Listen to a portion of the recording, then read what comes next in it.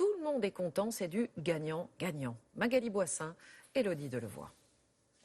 À 19 ans, Élise Gaffari vit sa première expérience professionnelle. Après son baccalauréat, elle est en service civique depuis 6 mois, 4 jours par semaine, dans un centre des impôts. À la base, les impôts, ça me tentait pas.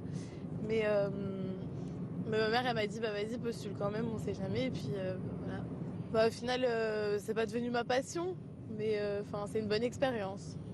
24 heures de travail par semaine, pour une indemnité de 573 € par mois.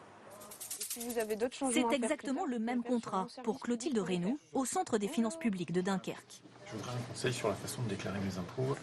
À 26 ans, elle accueille les contribuables Quelqu'un pour mes impôts, s'il vous plaît. Oui. et propose aussi de leur montrer les services des impôts en ligne. D'accord. Brigitte, je passe derrière. Tu peux y aller. Vous me suivez? Donc vous cliquez sur créer votre mot de passe. Création de compte Vous allez pouvoir reprendre les numéros ici. et petits conseils pratiques. Si vous vous mariez, vous pacsez, vous avez des enfants, vous pouvez le signaler aussi. Après avoir multiplié les contrats précaires, elle considère ce service civique comme une chance. Je pense que dans le service civique, c'est vraiment accompagner les gens. C'est pouvoir les aider dans les démarches, rien qu'en les accueillant, en ayant le sourire, on voit que tout se passe bien et puis c'est vraiment ça qui est plaisant. On se sent utile. Un renfort à l'accueil, appréciable pour ses collègues. Ça nous permet, nous, de nous libérer de cet accueil et de pouvoir après gérer des dossiers beaucoup plus complexes au niveau de la fiscalité dans nos services respectifs. Vous avez l'avis d'imposition juste pour remettre le courrier? Est-ce qu'il y a d'autres personnes qui ont un paiement? À Aubervilliers, Élise Gaffari est ce qu'on appelle au sein des impôts une voltigeuse. Il faut mettre la ville par contre. Entre renseignements et réception des chèques, Vous les payez? Vous payez comment? elle permet à beaucoup de contribuables de gagner du temps. Ça m'arrange beaucoup. Là, c'est bon, je suis bien contente. Ça m'évite de faire la queue, d'attendre longtemps. Mais quand la file d'attente se rallonge, les échanges sont parfois plus tendus. Moi, j'ai un chèque que je devais déposer, c'est tout. Je vais appeler pour les paiements. Donc est-ce qu'il y a des personnes qui viennent pour un paiement? C'est jamais la même chose. Retour du monde, ça bouge et tout. Donc c'est mieux que moi. Je pourrais pas rester assise derrière un bureau et attendre, faire mon travail.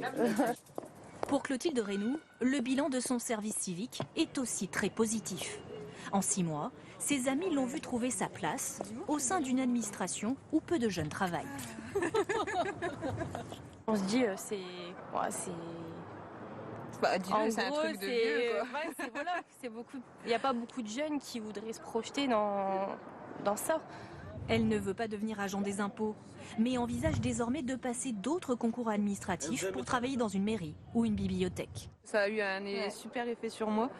Et c'est vrai que autant au niveau personnel que professionnel, je sens que ça va changer complètement ma vision et mon avenir. Là, je peux me lancer plus sereinement dans la vie active et espérer arriver à ce que je veux, quoi.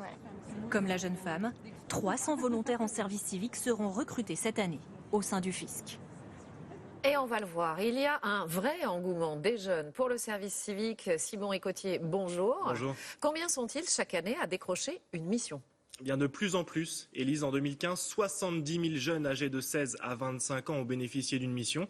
C'est tout simplement 2 fois plus qu'en 2014, mais on est encore loin de l'objectif du gouvernement. François Hollande annonçait le 1er janvier dernier vouloir étendre le service civique à 350 000 jeunes par an d'ici 2019, puis de le généraliser à toute une classe d'âge.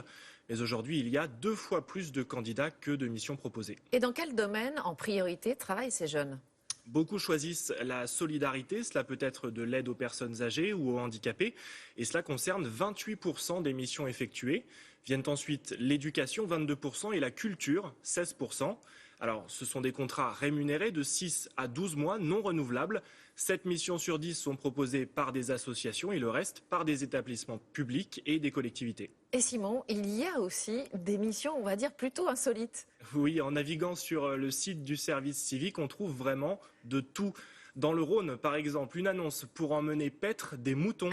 Alors ça, c'est pour ceux qui se sentent une âme de berger. Et puis autre exemple, la Ligue de protection des oiseaux cherche régulièrement des volontaires pour compter les oiseaux migrateurs qui font escale dans le marais poitevin. Merci à vous, Simon, pour tous ces détails. Le tourisme.